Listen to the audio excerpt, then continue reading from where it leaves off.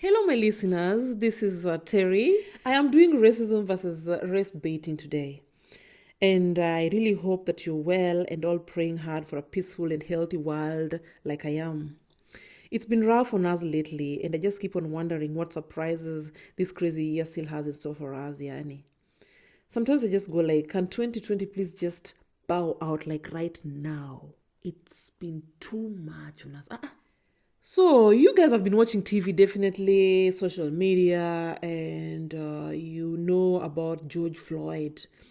George Perry Floyd Jr., the African American who was killed by police during an arrest in Minneapolis in the US on the 25th of May 2020.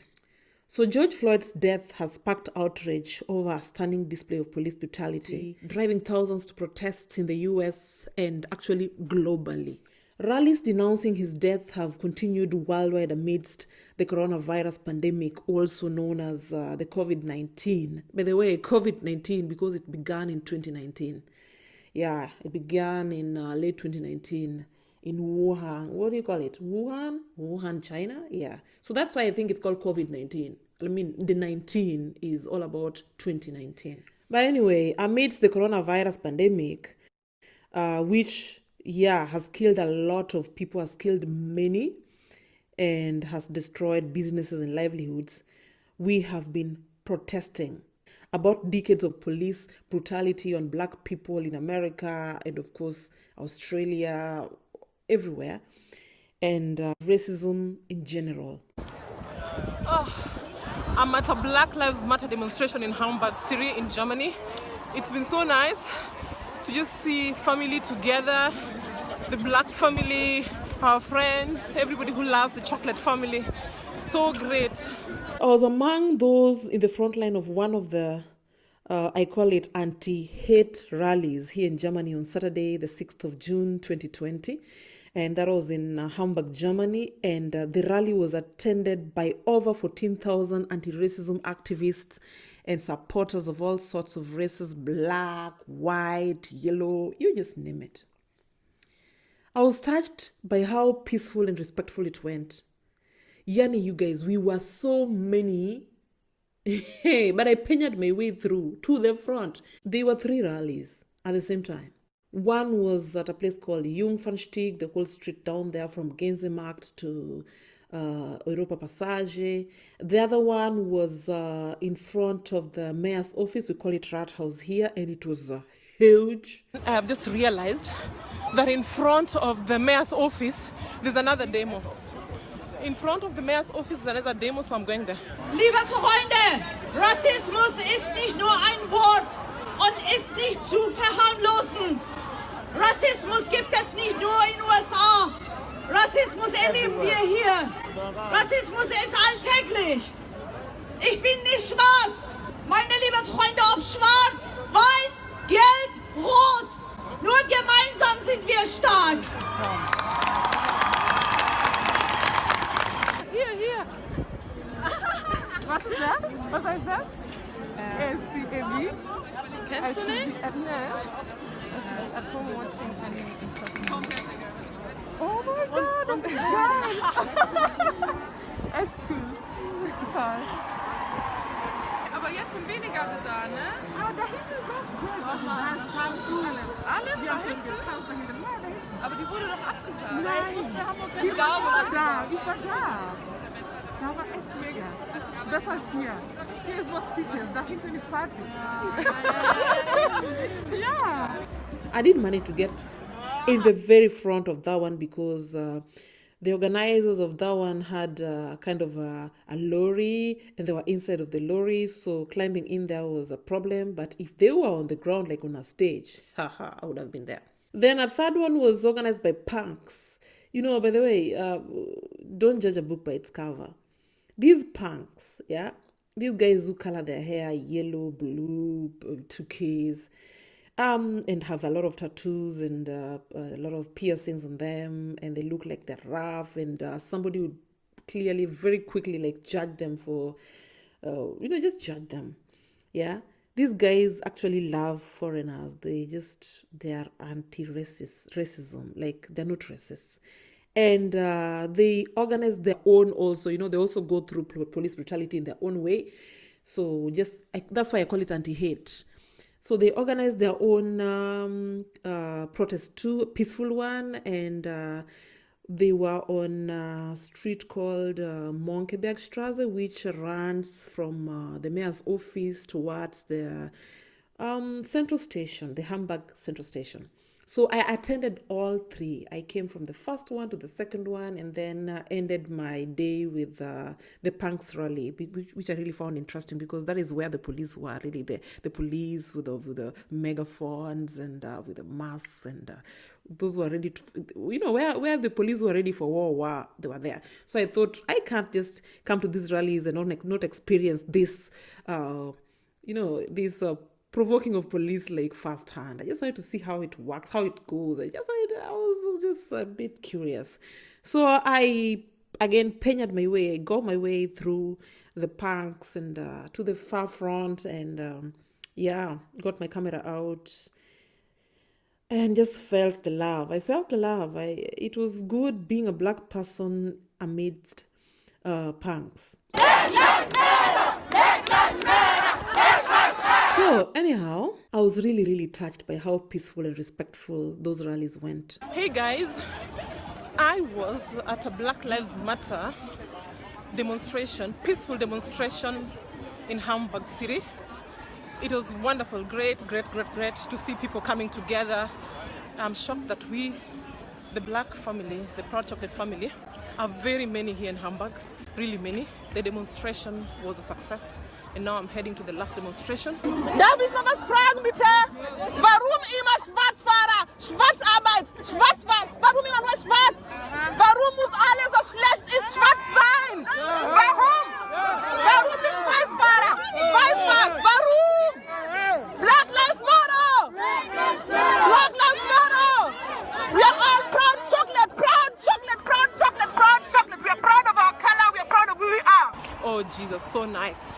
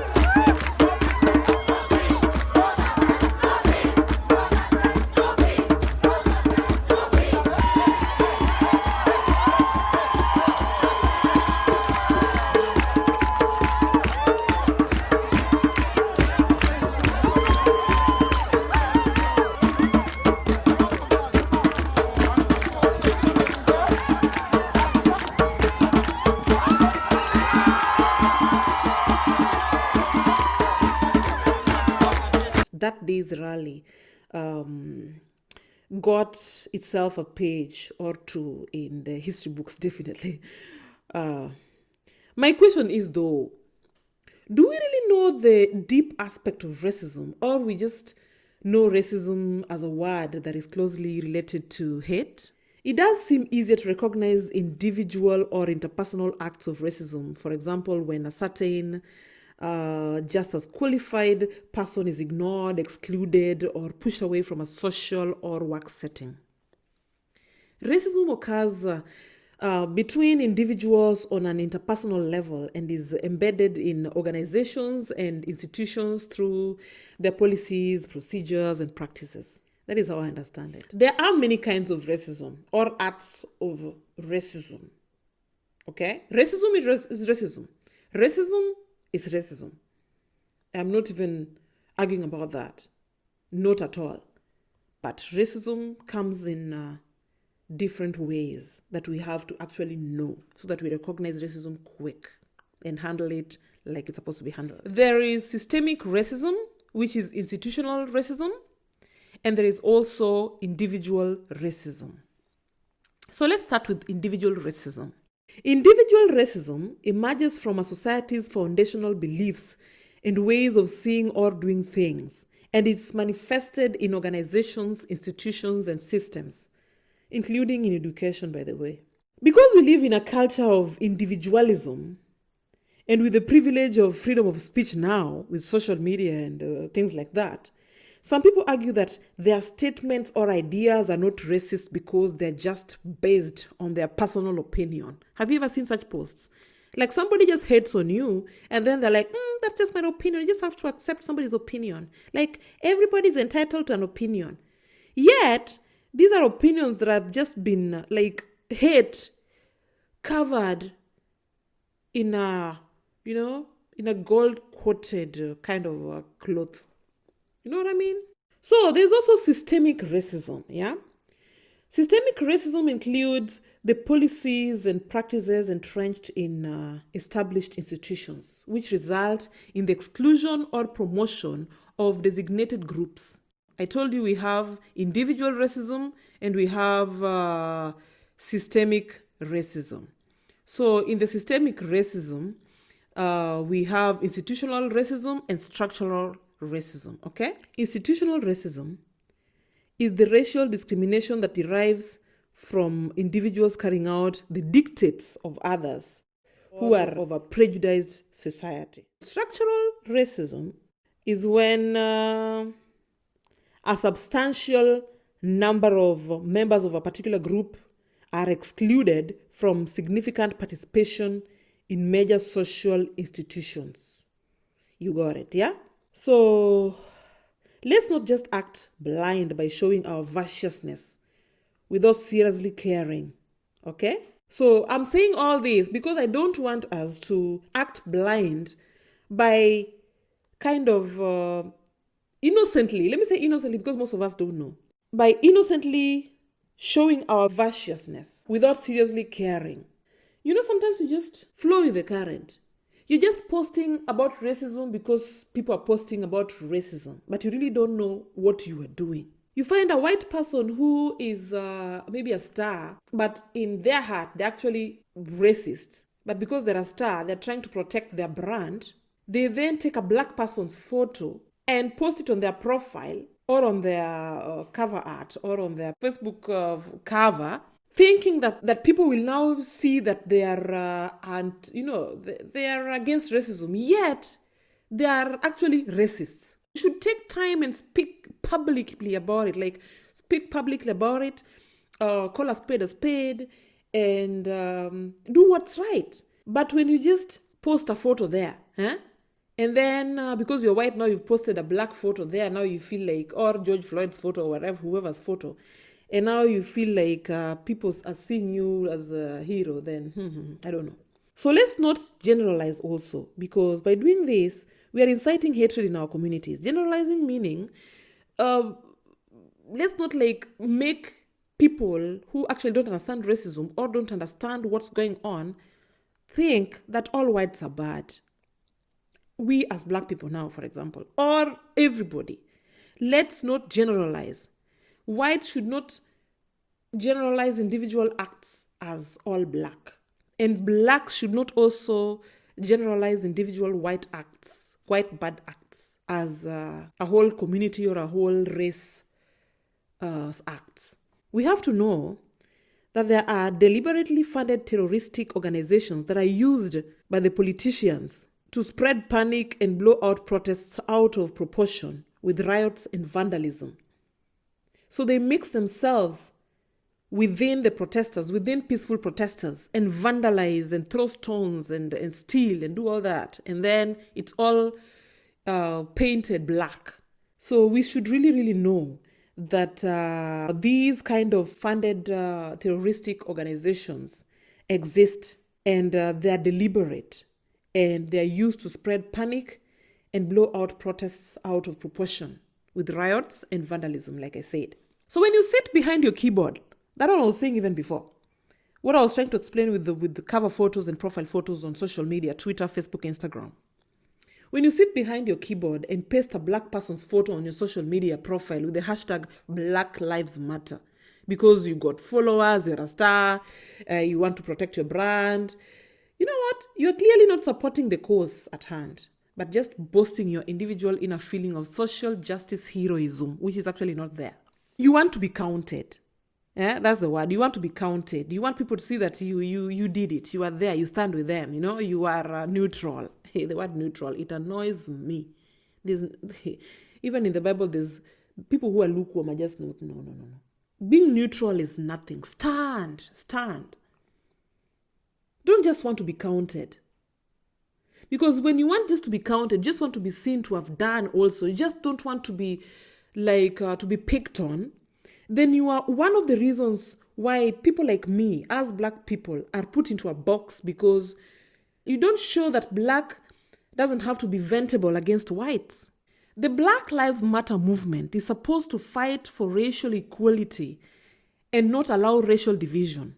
Posting that black person's photo on your profile instead of speaking out in defense of that black person or all other black people is just but an indirect way of signaling narcissists with no respect for people like me.